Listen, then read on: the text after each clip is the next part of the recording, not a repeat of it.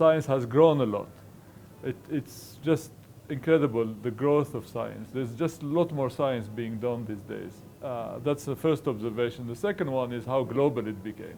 It's much more global than used to be. Biology in particular, I mean, specifically biology has experienced technological revolutions. First with genome sequencing, then with now genome editing. And these are global discoveries.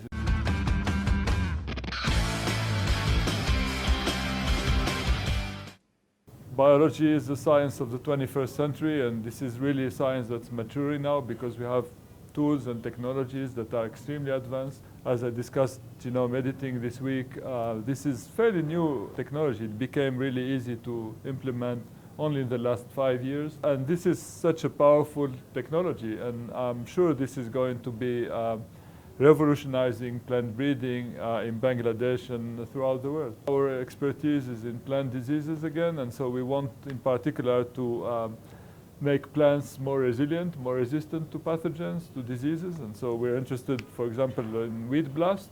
This is a new disease for Bangladesh. It emerged only in 2016, caused a dramatic outbreak in 2016, and it seems that the pathogen now is established here. I was in Meherpur a few days ago, and we witnessed some infection in the field.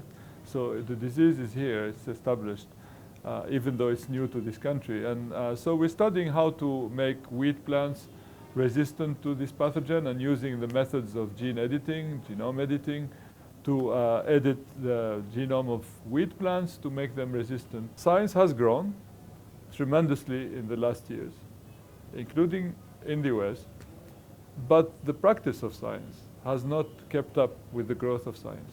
So for example, we are now in the digital age.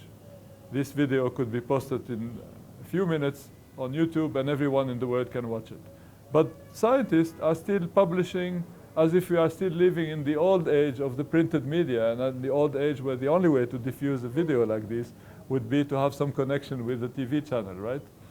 And so as scientists, we have to keep up with this. But sadly, the scientific community, including in the US, is somewhat conservative and hasn't embraced this digital revolution in the way that it should. So many scientists do their research, including on emergencies, like the wheat blast problem, and they don't share the data until they publish it formally in a scientific journal, which sometimes can take several years. And this is unacceptable in this day and age, and I'm sure the young people who are watching us, whether in Cornell or elsewhere, can understand how ridiculous this situation is.